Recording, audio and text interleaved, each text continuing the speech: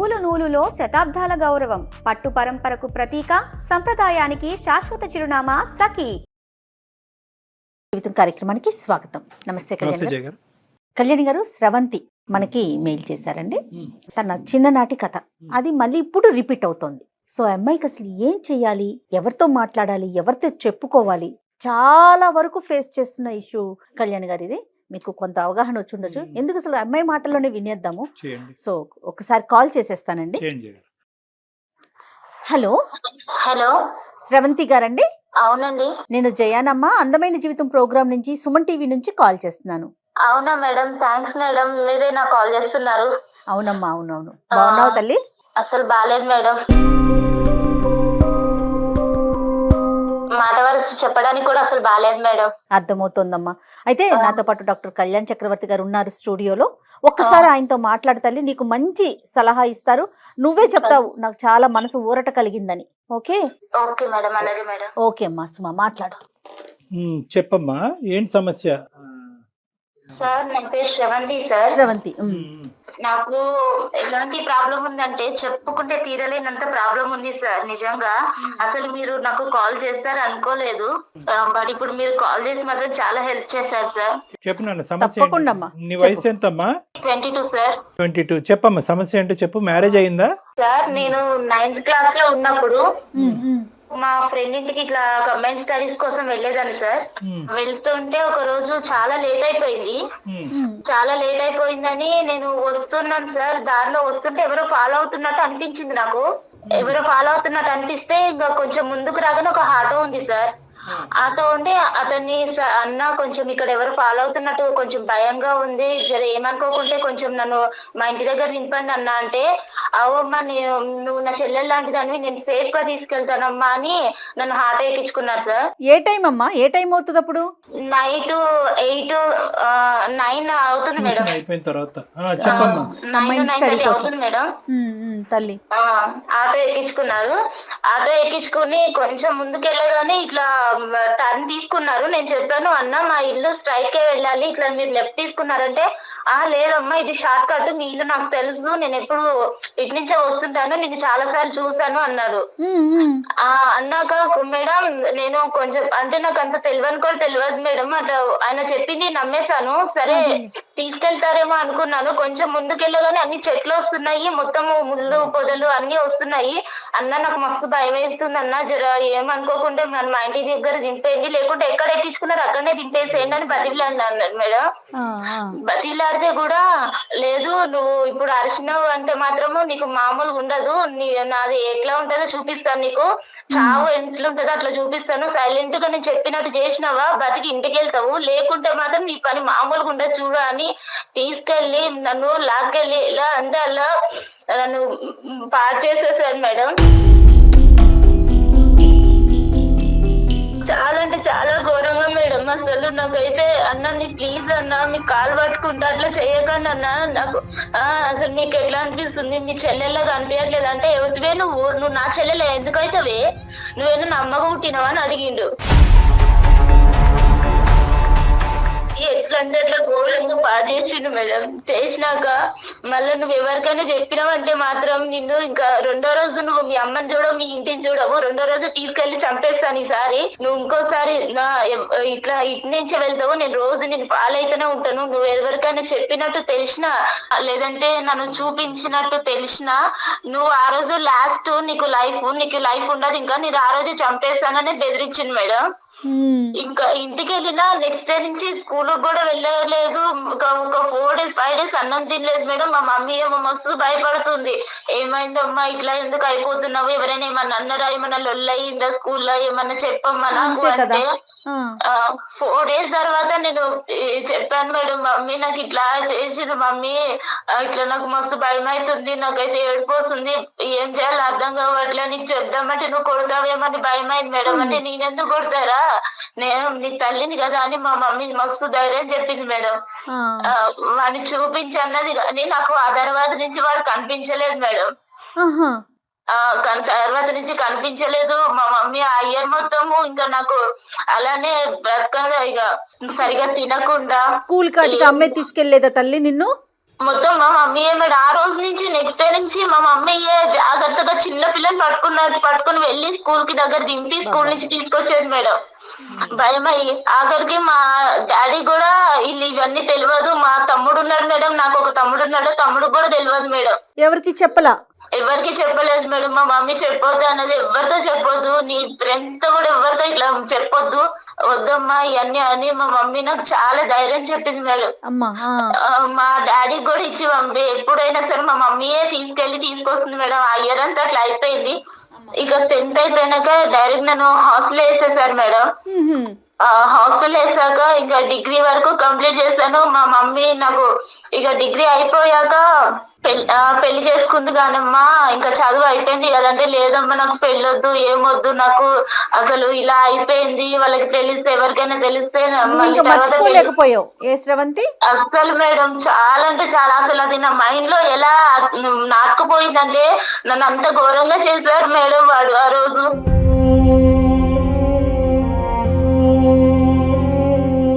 అంత అసలు చెప్పుకోవడానికి కూడా నాకు నోరు కూడా మాటలు కూడా రావట్లేదు. అంత ఘోరంగా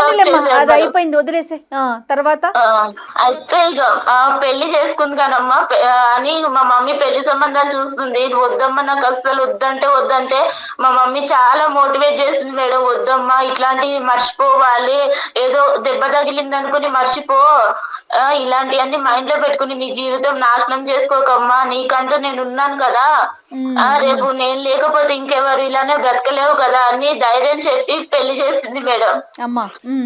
వీడి ఇక్కడ మధ్యలో ఎక్కడ కూడా నీకు కలవలేదు కదమ్మా? కలవటం గానీ ఫోన్లు చేయటం గానీ ఏమీ చేయలేదు? ఆ తర్వాత అసలు ఒకసారి ఇట్లా అయిపోయినాక ఇంకెప్పుడు వాడి మొహం కూడా నేను చూడలేదు, నాకు ఎప్పుడు కలవలేదు సార్. ఓకే సరేనమ్మా. పెళ్లి అయిందమ్మా. పెళ్లి అయిన తర్వాత ఏమైంది? పెళ్లి అయిపోయినాక మా హస్బెండ్ మాకు చాలా మంచివాడు సార్. అంటే ఇవన్నీ ఏం తెలియదు, మా మమ్మీ చెప్పొద్దు అన్నది నేను చెప్పలేదు సార్.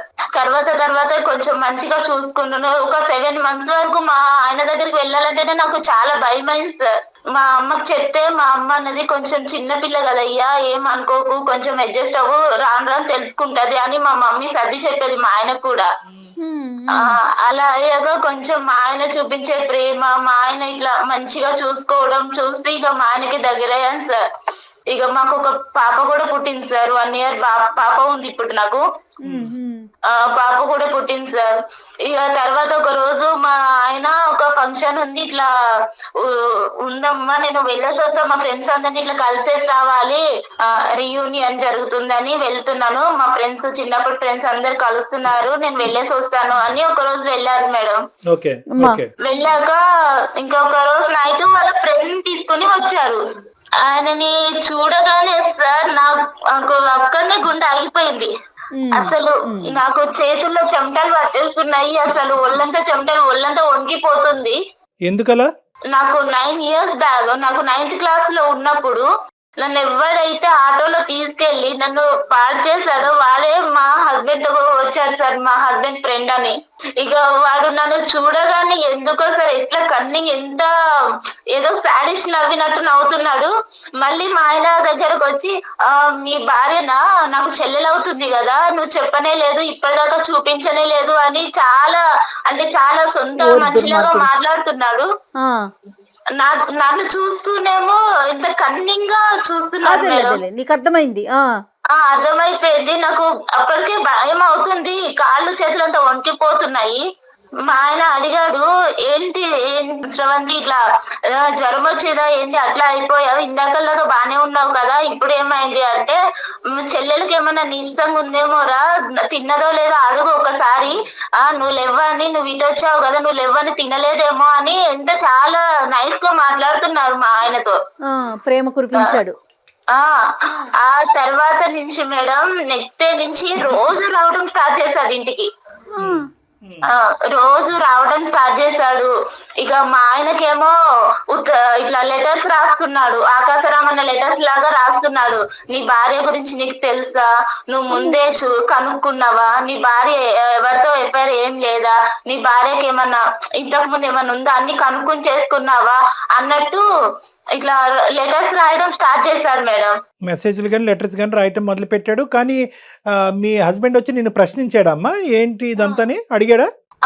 ఒకసారి అడిగాడు సార్, ఇట్లా ఇట్లా లెటర్స్ వస్తున్నాయంటే నాకు తెలియదండి, ఇట్లా ఇవన్నీ నాకెలా తెలుస్తుంది, నేను చిన్నప్పటి నుంచి మా అమ్మ దగ్గరనే పెరిగాను, తర్వాత హాస్టల్కి వెళ్ళిపోయాను, నాకు ఇలా ఎవరు కూడా తెలియదు, అలా మీరు ఎలా అనుకుంటారు ఎవరో రాసిన ఉత్తరాలు బట్టి అని అడిగాను. అడిగితే సరేలే అంటున్నారు, కానీ రోజుకు ఒక లెటర్ వస్తుంది సార్. కాదమ్మా శ్రవంతి, నువ్వు ఇప్పుడు మనకు ఏంటంటే మనకి ఇక్కడ చిన్న అదృష్టమా ఏంటి అనేది తెలియదు, కానీ మీ భర్త మంచివాడు అనేటటువంటి ఒక మాట నువ్వు నాకు చెప్పావు కాబట్టి నేను చాలా హ్యాపీగా ఫీల్ అయ్యాను.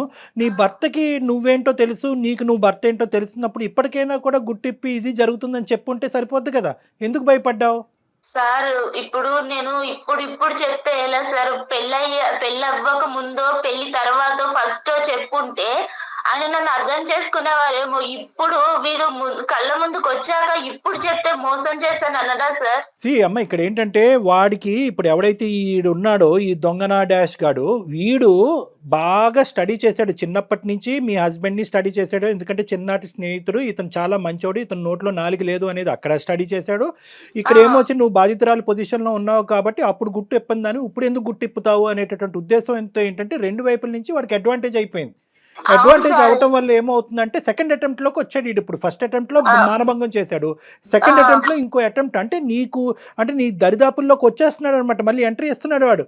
ఇస్తున్నారు సార్, ఆయన నాకు కాల్ చేశాడు, వాడు నా నెంబర్ మా హస్బెండ్ నుంచి తీసుకున్నారో ఎట్లా తీసుకున్నాడో నాకు కాల్ చేశాడు.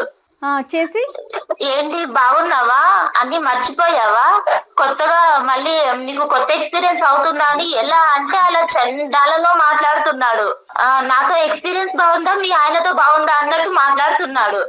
నేను చెప్పాను, మా ఆయనకు చెప్తాను నువ్వు ఇలాంటి పనులు చేసావంటే, అంటే ఒకసారి చెప్పి చూస్తా నేను కూడా అని బెదిరిస్తున్నాడు. అంటే వాళ్ళ ఆయనకు చెప్తానన్నా కూడా భయపడట్లా వాడు? అస్సలు లేదు మేడం, నువ్వు చెప్పి చూడు ఒకసారి, నీ లైఫ్ ఎట్ వెళ్తుందో మీ ఆయన లైఫ్ ఎట్ వెళ్తుందో నువ్వే చూద్దు గాని నీ కళ్ళతో. అతనికి పెళ్ళైనట్టు ఏమన్నా తెలిసిందమ్మా ఈ ఆటో అతనికి? లేదు మేడం, నాకు అంటే నేను ఆ తర్వాత వాడు అట్లా చేసాను, నేను ఇంతవరకు కలవలేదు. కాదు, మీ ఆయన ద్వారా ఇప్పుడు ఈ 10 రోజుల్లో? లేదు మేడం, వాడి ప్రస్తావన ఎత్తాలంటేనే నాకు భయంగా ఉంది మేడం. మా ఆయన దగ్గర నువ్వు చెప్పాల్సింది కదా, ఎందుకు వేరే వాళ్ళని ఇంటికి తీసుకొస్తున్నావు, పద్దాక తీసుకురా, మాకు నాకు ఇబ్బందిగా ఉంది అట్లా ఏదన్నా చెప్పకపోయావు? అంటే చెప్పాను మేడం, అంటే మా ఇంటికి ఇంతకు ముందు కూడా మా ఆయన ఫ్రెండ్స్ చాలా మంది వచ్చేవాళ్ళు, వాళ్ళ దగ్గర ఎప్పుడు ఎవరి దగ్గర ఏం చెప్పండి దాన్ని ఈయన దగ్గర చెప్తే ఏమనుకుంటాడని అదొక భయం అయింది మేడం. అయినా ఈయన మా ఆయన ఉన్నప్పుడు నా దగ్గర నాతో చాలా మంచిగా ఒక సొంత చెల్లెలతో మాట్లాడినట్టు మాట్లాడుతున్నాడు. తిన్నావా చెల్లెమ్మ, తినలే, ఏం చేస్తున్నావమ్మా, పాప ఎలా ఉందమ్మా అని మాట్లాడుతున్నాడు. దుర్మార్గుడు. అలా ఉన్న అతని మీద నేను కంప్లైంట్ ఇద్దామన్నా కూడా నాకు ధైర్యం సరిపోవట్లేదు మేడం. నేను ఆ రోజు బలైపోయిన దానికి ఇప్పుడు ఎంత నరకం చూస్తున్నానంటే మేడం, వాడంత నరకం పెడుతున్నాడు నన్ను. అయితే నాకైతే నిజంగా చచ్చిపోతుంది మేడం. ఎందుకమ్మా, దీనికి చాలా సింపుల్ సొల్యూషన్, లేదు తల్లి, ఇందులో చాలా సింపుల్ సొల్యూషన్ ఉంది. నీతో పాటు పెద్ద సైన్యం మేము ఉన్నాం, వాడిని తాట తీస్తాం, వాడిని ఊరికే వదులుతావా వాడిని? నువ్వు ఎందుకు అంత భయపడుతున్నావు? నీ భర్త మంచివాడు, అది ప్రధానమైనటువంటి అంశం. నువ్వు నీ భర్తకి చెప్పొచ్చు. మీ అమ్మ అంటే కనుక ఇద్దరు ఆడవాళ్లే కాబట్టి తమ్ముడికి చెప్పొద్దు, నాన్నకి చెప్పొద్దు అని చెప్పి 10 సంవత్సరాల పాటు కవర్ చేసింది. కానీ లోకం మారింది, పరిస్థితులు మారింది, వ్యవస్థ మారిందమ్మా. ఇక నీ కొండంత అండగా పెద్ద పోలీస్ వ్యవస్థ ఉంది, అందరూ ఉన్నాం. ఎందుకు నువ్వు భయపడతావు? అస్సలు భయపడక. ఫస్ట్ ఆఫ్ ఆల్ వాడు ఎక్కడున్నాడో చెప్పు, నేనే వెళ్ళి కాళ్ళు చేతులు ఎరగొట్టి వస్తా. వాడు ఇక్కడే ఉన్నాడు సార్, మీకు కావాలంటే నేను కాన్ఫిడెన్స్ లో పెడతా, ఒక్కసారి మీరు వినండి సార్ వాడి మాటలు. మేము ఉన్నామని చెప్పొద్దమ్మా, మేము ఉన్నామని చెప్పొద్దు. వాడు ఫోన్ కట్ చేసి పారిపోతాడు. ఈ లోపల మనం వాడు ఎక్కడున్నాడు ఏంటి అనేది ట్రాక్ చేయడానికి ఉపయోగపడుతుంది. నువ్వు మామూలుగా మాట్లాడి ఏమీ లేనట్టుగానే అందమైన జీవితం అని మా ప్రోగ్రామ్ గురించి ఏమీ చెప్పొద్దు నువ్వు. ఓకే, నువ్వు సింపుల్ గా ఏంటంటే నువ్వు రెగ్యులర్ గా మాట్లాడుతున్నట్టుగానే ఎక్కడున్నావు, ఏం చేస్తున్నావు అన్నట్టుగా మాట్లాడి నన్ను వదిలేసేవా, నన్ను ఇబ్బంది పెట్టద్దు, మీరు రెగ్యులర్ గా ఏదైతే మాట్లాడతారో అది మాట్లాడు. సరేనా? తర్వాత వాడు గొంతుకు లెగుస్తా చూడు, అప్పుడు నేను జయ గారు అందుకుంటాం. నువ్వు ఇంట్రడ్యూస్ చేయొద్దు, మమ్మల్ని ఇంట్రడ్యూస్ చేయొద్దు. నేను ఆల్రెడీ లాస్ట్ టైం సూసైడ్ చేసుకుందామని సూసైడ్ దాకా వెళ్ళాను సార్, కానీ నా పాపం చూసి వెనక్కి వచ్చేసాను సార్. ఇప్పుడు బ్రతకాలన్నా కూడా నాకు అసలు వేరే లేకుండా అయిపోతుంది సార్. శ్రవంతి బంగారం, ఒకే మాట చెప్తున్నాను, ఇది నీ గురించి నేను చేయట్లేదు. రేపొద్దున ఈ దరిద్రుడు ఇలాంటి దరిద్రులు నీ కూతురు వరకు వచ్చినా కూడా ఆశ్చర్యపడక్కర్లేదు. అది ఎందుకంటే ఇక్కడ నీ జీవితాన్ని నిన్ను ప్రొటెక్ట్ చేసుకోవటం, నీ మ్యారేజ్ని ప్రొటెక్ట్ చేసుకోవటం కాదు. ఇలాంటి ఎదవలు ఎక్కడున్నా కూడా వాళ్ళని వెతికి పట్టుకుని మనం వాళ్ళకి శిక్షించాలి. సరైనటువంటి శిక్ష పడేటటువంటి విధంగా నువ్వు ఈ రోజు ఒక సంఘ సేవకురాల్లాగా ఒక సామాజిక పరమైనటువంటి సేవ చేసి మా వరకు వచ్చావు, నీతో పాటు మేము కలిసి ప్రయాణం చేస్తాం. తప్పకుండా. ఈ కేసును మాత్రం ఇది కేవలం నా కేసు అనేటటువంటి విధంగా తీసుకెళ్లొద్దమ్మా. నువ్వు గొంతెత్తి మాట్లాడాలి.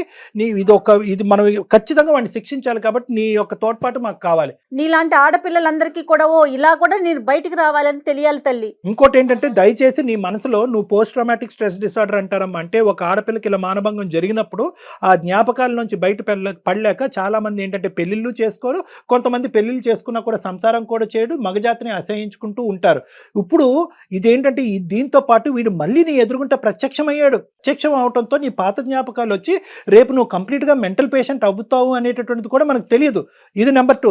నెంబర్ 3 ఏంటంటే కనుక ఇక్కడ ఫస్ట్ ఆఫ్ ఆల్ నీలాంటి ఆడపిల్లలు ముందుకొచ్చి గొంతిప్పి ఎందుకు మాట్లాడాలి అంటే కనుక ఫస్ట్ మీకు తగినటువంటి రక్షణ కల్పించిన తర్వాత, రక్షణ తీసుకున్న తర్వాత మీరు మాట్లాడండి. నెంబర్ 1. నెంబర్ 2 ఏంటంటే గిల్ట్ తీసేసేయండి. వాడికి ఏదో నువ్వు కోఆపరేట్ చేసినట్టుగా దయచేసి ఫీల్ అవ్వద్దు. నీ మీద ఒక హత్యాయత్నం జరిగింది, మానభంగం జరిగింది నీ మీద.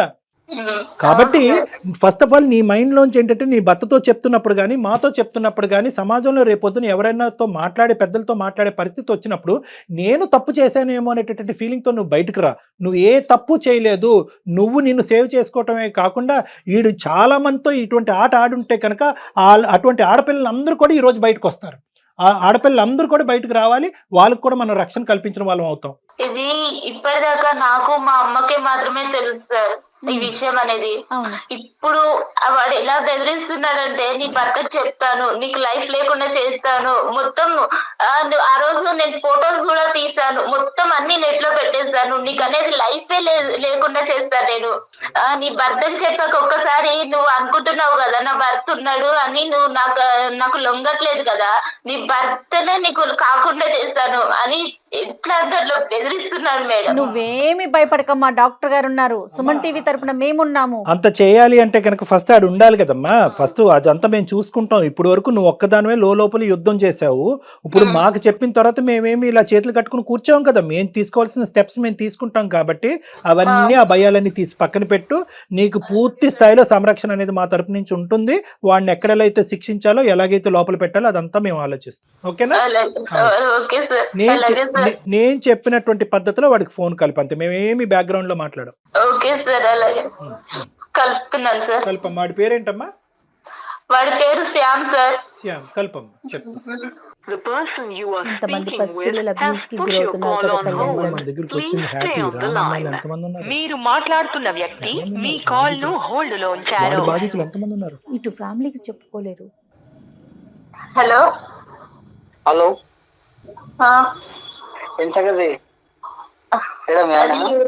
కాదు, నేను చెప్పేది ఒకసారి విను ప్లీజ్. నువ్వు నన్ను ఇలా ఏడిపించకు. ఇలా నువ్వు కాల్ చేస్తేనే నాకు హార్ట్ అటాక్ వస్తుంది, నాకు గుండెల్లో వణుకొస్తుంది.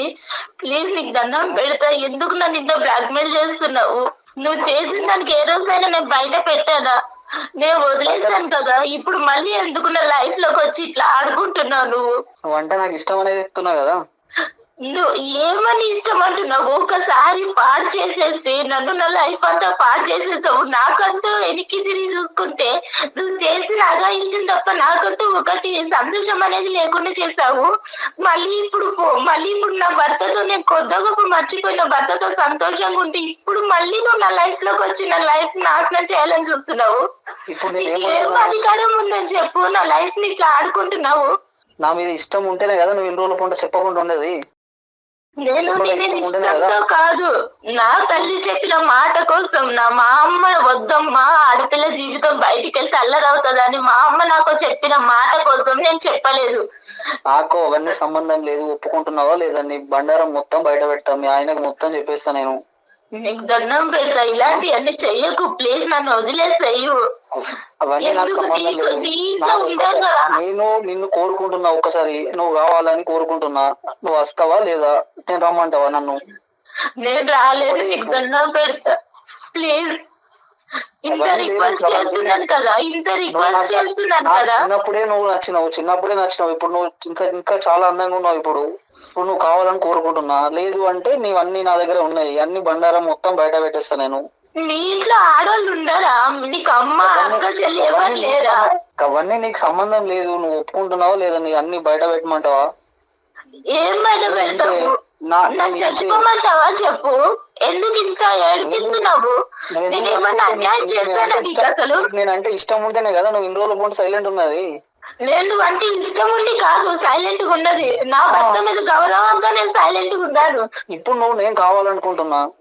నేను ఏం కావాలనుకుంటున్నా? నేనేం వస్తువులు అనుకుంటున్నావా నువ్వు కావాలనుకోవడానికి? నేను ఇంకొక భార్యని నీకు తెలుసా? కనిపిస్తుందా? ఇంటికి వచ్చినప్పుడల్లా చెల్లెమ్మ చెల్లెమ్మ అని పిలిచి నా భర్త ముందు నీకు అలా ఎలా మాట్లాడాలనిపిస్తుంది? నేను ఇలానే ఉంటా. నాకు కావాలనుకుంటున్నా. నువ్వు ఇప్పుడు అందంగా ఉన్నావు కాబట్టి నువ్వు కావాలనుకుంటున్నా. అప్పుడు నీ చెల్లి అందంగా ఉంటే ఎవరి దగ్గరికైనా పంపిస్తావా? నాది ఇంతే. నేను ఇంతే. నా వరుసనే ఇంత. నీకు ఇష్టం వచ్చినట్టుంటే సరిపోతుందా? వేరే వాళ్ళు ఇష్టాలు అర్థం చేసుకోవా? వేరే వాళ్ళ బ్రతుకులు నాశనం అయిపోతే అని ఆలోచించుకోవా? ఒప్పుకుంటున్నావా లేదా? ఒకటి చెప్పు. లేదు నీకు దండం పెడతా. నన్ను వదిలేస్తే ఏం ఒప్పుకోవాలి? నాకు భర్త ఉన్నాడు, పాప ఉంది. వచ్చేసి నీ ఇష్టం, నీ లైఫ్ నీ ఇష్టం. ఏం ఇష్టము? నా బ్రతుకే నాశనం చేసేసరికి ఇంకా ఏమి ఇష్టం ఉంటది? ఇంకా నాశనం అయిపోతుంది, ఇంకా గలీజ్ అయిపోతుంది. మరి ఇవన్నీ మీ ఆయన ఇంకా ఘోరం అయిపోతుంది. మరి హలో బాబు. హలో బాబు. హలో ఆ, ఎవరు సార్? నేనా? నువ్వెవరు చెప్పు, నీ పేరేంటి? సార్ నా పేరు శ్యామ్ సార్. రైట్. ఓకే, నా పేరు డాక్టర్ కళ్యాణ్ చక్రవర్తి. నేను సుమన్ టీవీ అందమైన జీవితం నుంచి మాట్లాడుతున్నాను. మీకేం సంబంధం సార్? అమ్మాయి అదే సంబంధం ఏంటి అన్నది నేను చెప్తాను. ఇప్పుడు వరకు ఆ అమ్మాయి గొంతిప్పలేదు. ఇప్పుడు గొంతిప్పి మాట్లాడింది. ఆ అమ్మాయి తరపున మేము ఉన్నాము. అసలు ఎవడ్రా నువ్వు? ఎవడ్రా నువ్వు అసలు? మీకేం సంబంధం? ఏ సంబంధం ఉందో లేదో తర్వాత తేల్చుకుందాము. నువ్వు ఎక్కడున్నావు చెప్పు ఫస్ట్. అసలు నువ్వు ఎవడు? అసలు ఏం చేసావు ఈ అమ్మాయితో చిన్నప్పుడు? పర్సనల్ బొక్క ఏంద్రా మాట్లాడేది నువ్వు? నీకెందుకు సార్? తన పర్సనల్. నీకేంటి ఏం మాట్లాడుతున్నావు నువ్వు ఏం చేసావు ఈ అమ్మాయితో చిన్నప్పుడు? ఇప్పుడు ఏం చేస్తున్నావు? ఎంతమంది ఆడవాళ్ళు నీ లిస్ట్ లో ఉన్నారు? ఎంతమంది ఆడవాళ్ళతో జీవితాలతో నువ్వు ఆడుకుంటున్నావు? ఎంతమంది ఆడవాళ్ళని మానభంగం చేసావు? ఎంతమంది ఆడవాళ్ళని బ్లాక్ మెయిల్ చేస్తున్నావు?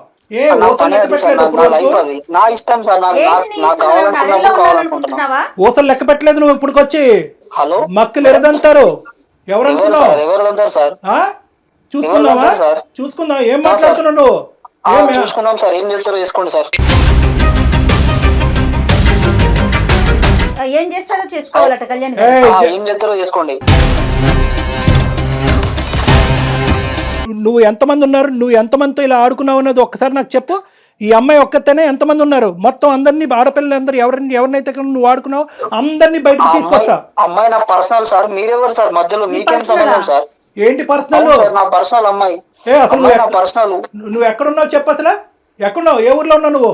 నీ మొత్తం నీ వాయిస్ అంతా రికార్డ్ అవుతుంది. నువ్వు ఎక్కడున్నావు మొత్తం అంతా ట్రాక్ చేస్తున్నావు. నీ లొకేషన్ తెలుసు. కానీ సార్ భయపడేది లేదు. సమస్యలే అదే నీ సంగతి ఏంటో మేము తేలుస్తాము. నీతో ఒక్క నిమిషం కూడా ఇంకెక్కువ మాట్లాడవలసినటువంటి అవసరం లేదు. ఏమయ్యా, నీకు ఒక తల్లి, ఒక అక్క, ఒక చెల్లి ఉందా? నువ్వు మనిషివా? మొత్తం బయట